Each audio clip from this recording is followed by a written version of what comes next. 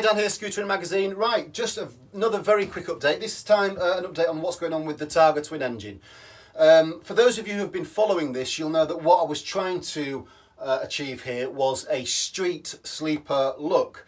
So with that in mind, I kept all the bodywork standard, no fancy race paints or all like that. Stan had put some racks and stuff on here, spare wheel carriers and stuff like that, which I don't need for bobbing around locally.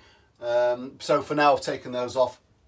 I'm starting to get sick of this seat as well, if I'm perfectly honest, so I think I'll probably be looking for something with a bit more of a aesthetically pleasing race look. I think it's just, no matter how hard I try wanting to achieve this street sleeper look, I want something a bit more. It'll still be very sedate, it won't be all jazzed up, but I'm just going to get something a bit better than that. But what I'm looking at the moment is the exhaust. I'd got the Clubman, the Ancelotti Clubman, to go on the TargaTwin because I wanted the Clubman look. Obviously, due to the noise problems with that, this comes with this nice little end cam. So you're kind of like in a bit of a halfway house where you've still got the Clubman look, but it's got the expansion chamber end cam on it. It's not completely original street sleeper Clubman style. I knew, obviously, from being a dyno operator, that the Clubman would stifle the performance, but different Clubmans peak at different rev ranges, and if you want to achieve a certain top speed, then as long as you have sufficient horsepower to get there, anything beyond that is just a bonus but not required. But what you do need is the combination of the power with the revs and the gearing. And in this instance, I've been running this now for a while. We had some issues with the carbs. I've got those all fine-tuned and set up now. So the carbs are all right. Everything else on the engine is running bang on. The problem I'm having is that this Clubman, which suits perfectly the street sleeper original look, it peaks at 6,000 RPM. Now, it's got 26.5 horsepower on the dyno. I've had it measured. It's 26.5 horsepower, but at 6,500 RPM. The 26.5 horsepower is ample. It's absolutely fine for acceleration purposes.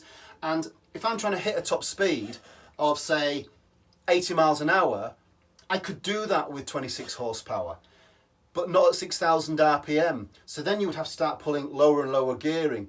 And it's already got the 19-tooth front sprocket on it. So even if I went up to a 20, it's screaming now. Well, I say screaming. It's maxing out its rev range on the exhaust and hitting 69 miles an hour. So even if I went at one tooth, it's still going to hit like 71, 72.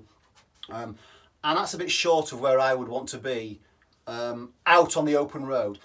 Locally, up and down the hills and whatnot, it's fine.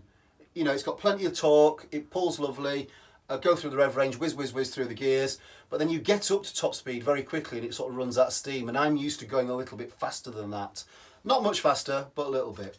So, I've caved. The solution is this came with the engine, and I elected, despite my love of expansions, I elected not to fit it and to go for the Clubman because of the street sleeper look. I'm having to go back on that now. The Clubman does what it says on the tin. It retains largely, the original looks, but 26 horsepower. I've got no problem with the power output of it. It's the rev range. The working rev range at 6,000 is just a little bit low for me. If it had peaked at 7 and had a nice bit of over-rev on it, 7.5, I could have worked with that and changed the gearing and got where I wanted to be, but 6,000 RPM is too low of a rev range for me. This inevitably will peak much higher, probably 7.5, 8,000. And I will lose some of the bottom end. But that's the trade-off you make when you go from a Clubman to an expansion. But it's what I need to do in order to get the performance that I want out of the TargaTwin. So that's the next step. This off, this on, and then we'll go out and do a test ride video and check out the difference. Inevitably, I will get some more power with this. I'll probably go up to 30, 32 horsepower.